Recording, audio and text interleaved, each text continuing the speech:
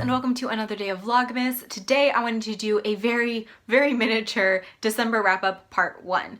Now originally I had hoped that I would have quite a bit more to share with you guys today, but because I didn't do as much pre-Vlogmas prep as I probably should have, I've been spending a lot of time filming and editing and not a whole lot of time reading. However, I still wanted to do this video because I figured that by the time the holiday is over and we get into the New Year swing of things, I'm gonna have totally forgotten what I did read in the beginning of December, so I thought I would just go ahead and wrap this up, and it'll be more like 2 mini reviews, I guess. So the first book I have here, I actually completed in the month of November and totally forgot to include in that wrap up, and that is Love Will Tear Us Apart, A Philosopher's Guide to Relationships by Julia Edelman, with fantastic illustrations by Hallie Bateman. This one is published by Icon Books, and I know they were reaching out to other bloggers and booktubers, so you might have already seen this floating around in your subscription box. This is essentially a humor book looking at what some of the philosophers' love lives might have looked like. There's a lot of stuff in here, including poetry about love, quotes about love,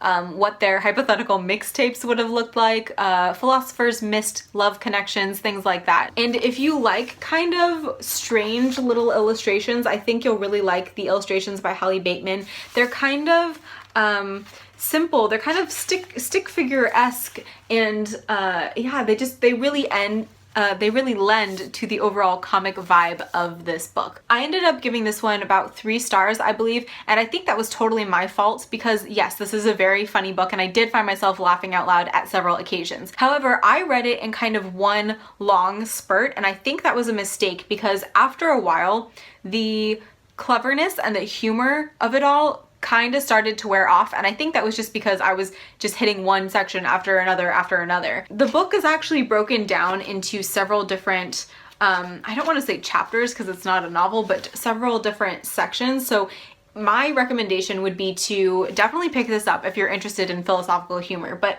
I would say read it chunk by chunk. Just spread it out a little bit more, and I think you will enjoy the witticism a lot more that way. And then the only other book to show you guys is the only thing I have read so far in the month of December, and that is Sarong Party Girls by Cheryl Lu-Lien Tan. I read this one to review on April magazine this month, so when that review finally does go live, I will tweet a link to it and then I will add it to the description box below, but it is not up at this moment in time. I just wanted to clarify that because there was some confusion last time I mentioned a written review in a video. This one was recommended to me by Rincey from Rincey Reads, and honestly, this is probably not the book I would have picked up if I had not gotten that recommendation from her. This is set in modern day Singapore and follows a group of friends, most notably a woman named Jazzy. Now Jazzy is staring down her 27th birthday and she realizes that she really should be married now and that by Singaporean standards, she's basically an old maid. So she comes up with a plan that by the end of the year, she and her friends will all have married rich Angmos. Now an Angmo, if I am pronouncing that correctly, is a white Western expat who will ideally be rich and will be able to give them a quote-unquote Chanel baby, which is basically a biracial Singaporean and white baby that is apparently the ultimate status symbol in Jazzy's world. Now, the only way Jazzy knows how to do this is by hitting the club scene extra hard, and that's where she realizes that there are just so many different types of girls that there's just too much competition. So Jazzy and her friends kind of embark on this quest to not only find good Angmo men, but to figure out what it is that makes these other girls so attractive to guys and maybe harness all of their secrets. Like I said, this probably isn't something I would have picked up if Rincey hadn't recommended it to me, but I trust her opinion and I am so very glad that I did pick this up. On the surface, this definitely looks like a pretty basic, colorful novel about Singaporean nightlife, and yet when you start reading, you realize that it's this really interesting look at what it means to be a woman in modern day Singapore. Because it is modern day, these women are educated, they're expected to get good grades and go to good schools and have good careers,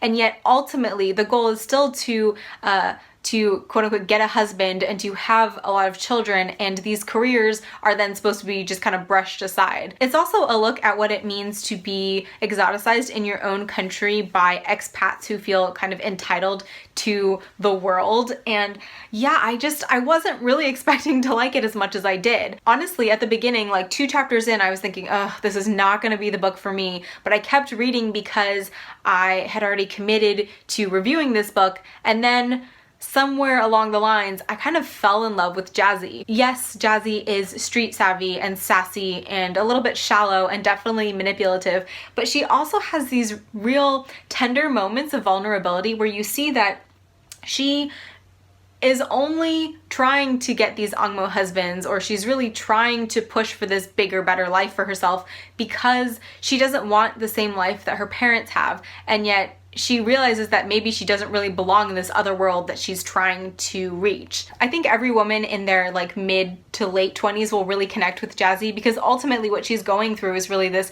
crisis of what the hell do I want out of my life, and I think that's something that we all can relate to. I would also just like to say that I really enjoyed the ending. I thought it was gonna go one way and it went a totally different way, and I'm so glad that it did, and I gave this one 4 stars. So these were the 2 books that I had to share with you guys today. One November read, one December read, and even though there's not a whole lot here, at least I enjoyed what I have been reading. So if you guys have read either of these books, I would love to know what you think about them, but otherwise that's all I have for today's video. So thank you guys so much for watching. I hope you're having a fantastic day. I hope you're enjoying Vlogmas so far, and I will see you next time. Bye!